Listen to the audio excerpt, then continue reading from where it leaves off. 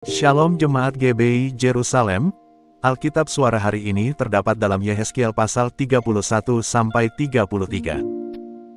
Yehezkiel pasal 31 kita baca sekarang. Pada tahun ke-11, dalam bulan yang ketiga, pada tanggal 1 bulan itu, datanglah firman Tuhan kepadaku. Hai anak manusia, katakanlah kepada Firaun, Raja Mesir, dan kepada halayak ramai yang mengikutinya. Di dalam kebesaranmu, siapakah yang dapat menyamai engkau? Lihat, aku menyamakan engkau dengan pohon aras di Libanon, penuh dengan cabang yang elok dan daun yang rumpun sekali, tumbuhnya sangat tinggi, puncaknya sampai ke langit. Sungai-sungai membuatnya besar, samudra raya membuatnya meninggi. Itu membuat sungainya mengalir mengelilingi bedengnya itu, dan menyulurkan saluran-saluran ke segala pohon yang ada di padang. Maka dari itu, tumbuhnya lebih tinggi dari segala pohon di padang. Ranting-rantingnya menjadi banyak, cabang-cabangnya menjadi panjang, lantaran air yang melimpah datang. Pada rantingnya diam bersarang segala burung yang di udara. Di bawah cabangnya segala binatang di hutan melahirkan anaknya, dan semuanya bangsa besar duduk bernaung di bawahnya. Ia elok karena besarnya dan karena cabangnya yang panjang-panjang, karena akarnya julur jalar sampai di air yang berlimpah-limpah. Pohon-pohon aras di dalam taman Allah tidak akan dapat menyainginya. Juga pohon senobar tidak akan dapat menyamai ranting-rantingnya, dan pohon berangan tidak dapat dibandingkan dengan cabang-cabangnya. Segala pohon-pohon yang di taman Allah, tiada yang dapat disamakan dengan dia mengenai keelokannya. Aku membuat dia sungguh-sungguh elok dengan cabang-cabangnya yang sangat rapat. Di taman Eden, di taman Allah, segala pohon cemburu padanya. Oleh sebab itu, beginilah firman Tuhan Allah. Oleh karena ia tumbuh tinggi, dan puncaknya menjulang sampai ke langit, dan ia menjadi sombong karena ketinggiannya, maka aku telah menyerahkan dia ke dalam tangan seorang berkuasa di antara bangsa-bangsa, supaya ia memperlakukannya selaras dengan kejahatannya. Aku menghalau dia. Orang-orang asing, yaitu yang paling ganas di antara bangsa-bangsa, akan menebang dia dan membiarkannya di atas gunung-gunung dan di semua lembah. Cabang-cabangnya berjatuhan, dan di semua alur sungai negeri itu ranting-rantingnya berpatahan, dan semua bangsa di bumi pergi lari dari naungannya dan membiarkan dia. Di atas batangnya yang roboh itu berhinggapan segala burung di udara, dan di antara cabang-cabangnya diam segala binatang di hutan. Semuanya ini terjadi supaya segala pohon yang di tepi air jangan meninggikan dirinya, dan puncaknya jangan dijulurkan sampai ke langit, dan supaya pohon-pohon besar, yaitu semua yang mengisap banyak air, jangan tetap berdiri di dalam kecongkakannya. Sebab mereka semuanya telah diserahkan ke dalam maut, ke dalam bumi yang paling bawah, di tengah anak-anak manusia yang telah turun ke liang kubur. Beginilah firman Tuhan Allah. Pada hari ia turun ke dunia orang mati, aku membuat samudra raya berkabung karena dia. Aku mengempang sungai-sungainya, sehingga air banjirnya dibendung, dan karena dia aku membuat gunung Libanon berpakaian kabung, dan membuat segala pohon di hutan layu lesu. Mendengar derum kejatuhannya, aku membuat bangsa-bangsa gemetar. Pada saat aku menurunkan dia ke dunia orang mati, menjumpai mereka yang telah turun ke liang kubur, dan segala pohon taman Eden akan merasa terhibur di bumi yang paling bawah, yaitu pohon yang terpilih dan yang terindah dari Libanon yang menghisap banyak air.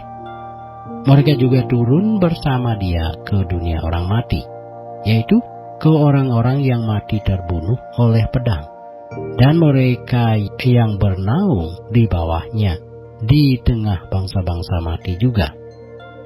Maka dengan siapakah engkau dapat disamakan di antara pohon-pohon di Taman Eden dalam hal kemuliaan dan kebesaran? Engkau akan diturunkan ke bumi yang paling bawah bersama pohon-pohon di Taman Eden, dan engkau telentang di tengah orang-orang yang tak bersunat, bersama orang-orang yang mati terbunuh oleh pedang. Itulah Firaun dengan semua khalayak ramai yang mengikutinya. Demikianlah firman Tuhan Allah. Pasal 32 dari Hezekiel. Pada tahun ke-12, dalam bulan yang ke-12, pada tanggal 1 bulan itu, datanglah firman Tuhan kepadaku, "Hai anak manusia, ucapkanlah suatu ratapan mengenai Firaun, raja Mesir, dan katakanlah kepadanya, engkau menyamakan dirimu dengan singa muda di antara bangsa-bangsa, tetapi engkau seperti buaya di laut. Sungai-sungaimu kau buat berbuih, engkau mengeruhkan airnya dengan kaki, dan menggelompar dalam lumpur sungai. Beginilah firman Tuhan Allah, aku memasang jaringku menangkap engkau dengan sekumpulan bangsa-bangsa yang banyak, dan mengangkat engkau di dalam pukatku. Kuhempaskan engkau ke tanah, kulemparkan engkau ke padang, dan ke atasmu kusuruh hinggap segala burung di udara. Dengan dagingmu ku kenyangkan binatang-binatang seluruh bumi. Dagingmu ku biarkan berhamburan di atas pegunungan. Lembah-lembah aku penuhi dengan bangkai-bangkaimu. Bumi ku beri minum darahmu yang mengalir. Ya juga gunung-gunung dan alur-alur sungai akan penuh dengannya. Waktu aku membinasakan engkau, langit akan kututup, dan bintangnya kubuat berkabut. Matahari kututup dengan awan, dan bulan cahayanya tak disinarkan. Semua yang bersinar di langit akan kugelapkan demi engkau. Kegelapan kudatangkan atas tanahmu. Demikianlah firman Tuhan Allah. Aku menggelisahkan hati banyak bangsa. Kalau aku membawa kamu sebagai tawanan di tanah bangsa-bangsa, ke negeri-negeri yang belum kamu kenal, aku akan membuat banyak bangsa kaget melihat engkau, dan raja-rajanya akan menggigil melihatmu. Kalau aku menetap-letakkan pedangku di hadapan mereka, mereka akan gentar terus-menerus, masing-masing demi hidupnya, pada hari kesudahanmu. Sebab beginilah firman Tuhan Allah, pedang Raja Babel akan datang atasmu. Aku akan membuat halayak pengikutmu berbahan oleh pedang para pahlawan. Semuanya yang terganas di antara bangsa-bangsa, kecongkakan Mesir akan dipatahkan, dan halayak pengikutnya semua dipunahkan. Semua binatangnya akan kubinasakan dari tepi sungai-sungai besar. Kaki manusia tidak lagi mengeruh menundukkannya, dan di dalamnya tiada hewan menggelompar, maka airnya akan kujernihkan. Sungai-sungainya akan kubuat mengalir seperti minyak. Demikianlah firman Tuhan Allah. Pada saat Mesir kujadikan sunyi sepi, juga habis dilenyapkan segala isi negeri, dan semua penduduknya habis kumusnahkan. Mereka akan tahu bahwa Akulah Tuhan. Inilah ratapan yang seharusnya dinyanyikan. Kaum perempuan bangsa-bangsa akan menyanyikannya. Mereka akan menyanyikannya atas Mesir dan atas seluruh rakyatnya yang banyak. Demikianlah firman Tuhan Allah.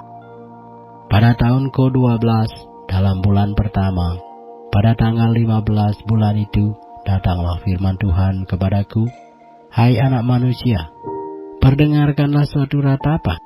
Engkau bersama kaum perempuan bangsa-bangsa yang hebat mengenai khalayak ramai di Mesir, dan turunkanlah mereka ke bumi yang paling bawah menjumpai mereka yang telah turun ke liang kubur. Dari siapakah engkau lebih cantik? Turunlah dan berbaringlah bersama orang-orang yang tidak bersunat.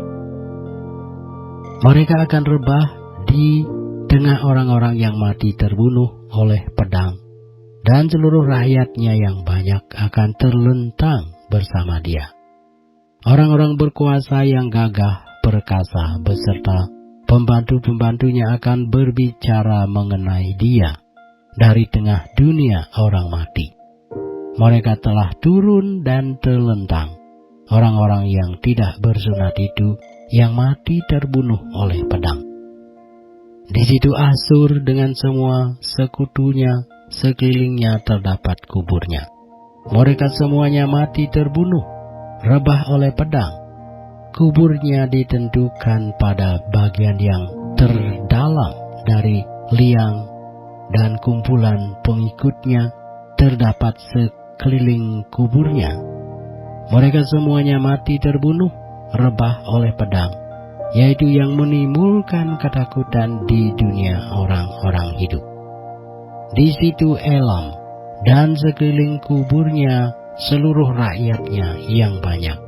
Mereka semuanya mati terbunuh, rebah oleh pedang, yaitu yang tanpa disunat turun ke bumi yang paling bawah, yang dari pihaknya menimbulkan ketakutan di dunia orang-orang hidup. Mereka menanggung nodanya bersama orang-orang yang turun ke liang kubur. Di tengah orang-orang yang mati terbunuh disediakan tempat tidur baginya dengan seluruh rakyatnya yang banyak sekeliling kuburnya. Mereka semuanya orang-orang yang tidak disunat, mati terbunuh oleh pedang. Oleh sebab ketakutan terhadap mereka sudah ditimbulkan di dunia orang-orang hidup, dan mereka menanggung nodanya bersama orang-orang yang turun ke liang kubur. Mereka ditempatkan di tengah orang-orang yang mati terbunuh. Di situ Mesek dan Tubal dengan seluruh rakyatnya yang banyak sekeliling kuburnya.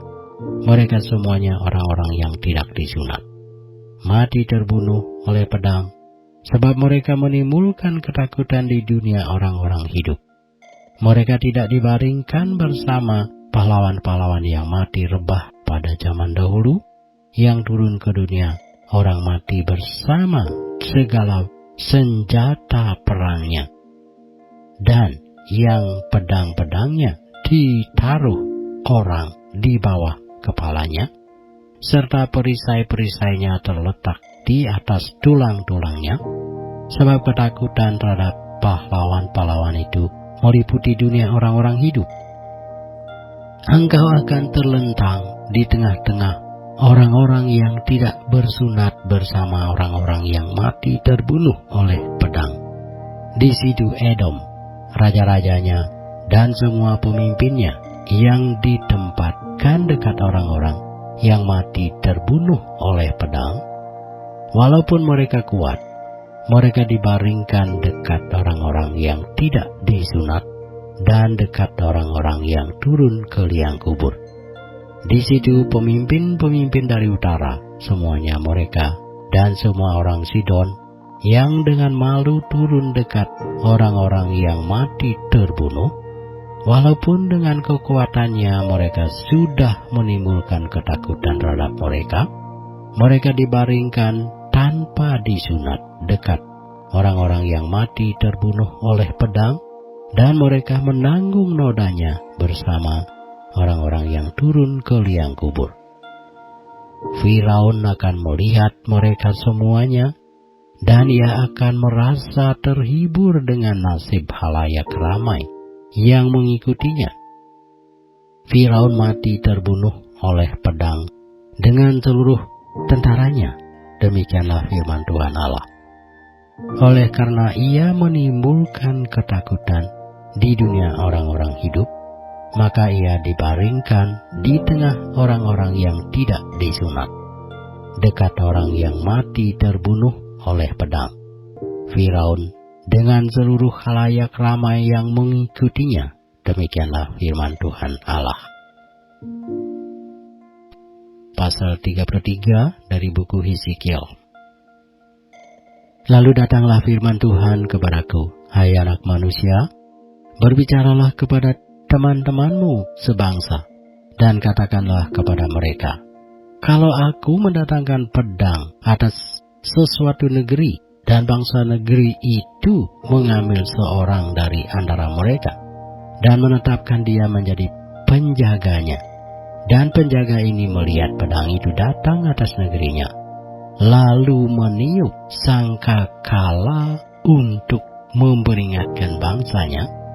Kalau ada seorang yang memang mendengar suara sangkakala itu, tetapi ia tidak mau diperingatkan, sehingga sesudah pedang itu datang ia dihabiskan, darahnya tertimpa kepadanya sendiri. Ia mendengar suara sangkakala, tetapi ia tidak mau diperingatkan, darahnya tertimpa kepadanya sendiri. Kalau ia mau diperingatkan, ia menyelamatkan nyawanya.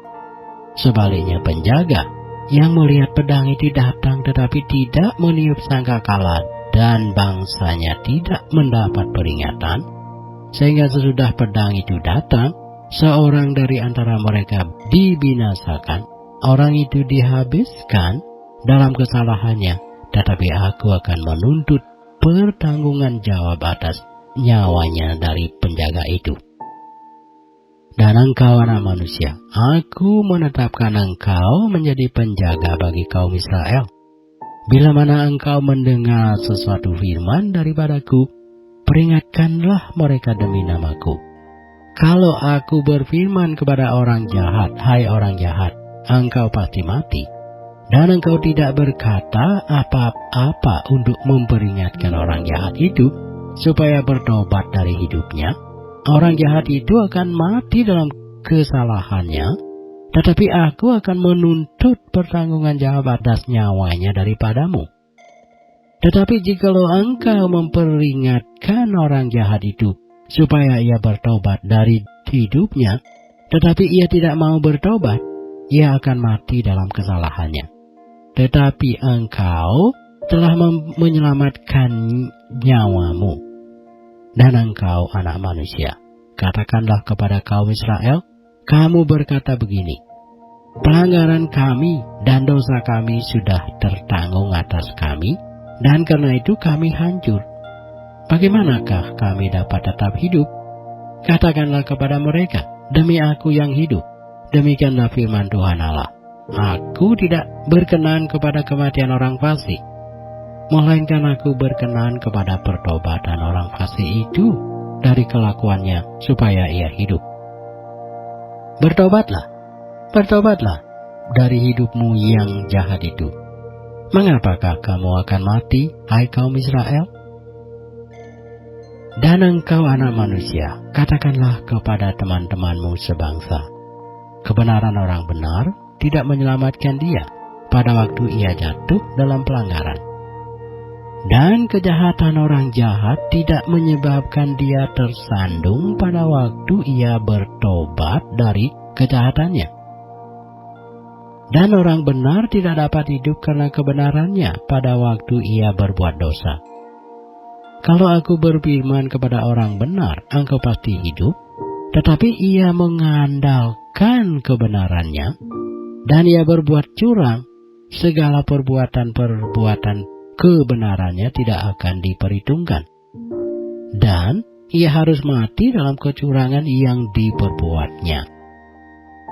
Kalau aku berfirman kepada orang jahat, engkau pasti mati. Tetapi ia bertobat dari dosanya serta melakukan keadilan dan kebenaran. Orang jahat itu mengembalikan gadaian orang. Ia membayar ganti rampasannya, menuruti peraturan-peraturan yang memberi hidup, sehingga tidak berbuat curang lagi. Ia pasti hidup. Ia tidak akan mati. Semua dosa yang diperbuatnya tidak akan diingat-ingat lagi. Ia sudah melakukan keadilan dan kebenaran, maka ia pasti hidup. Tetapi teman-temanmu sebangsa berkata, tindakan Tuhan tidak tepat, padahal tindakan mereka yang tidak tepat. Jikalau orang benar berbalik dari kebenarannya dan melakukan kecurangan, ia harus mati karena itu. Sebaliknya, kalau orang fasik bertobat dari kefasikannya dan ia melakukan keadilan dan kebenaran, ia pasti hidup karena itu. Tetapi kamu berkata, tindakan Tuhan tidak tepat. Aku akan menghakimi kamu, masing-masing menurut kelakuannya, hai kaum Israel.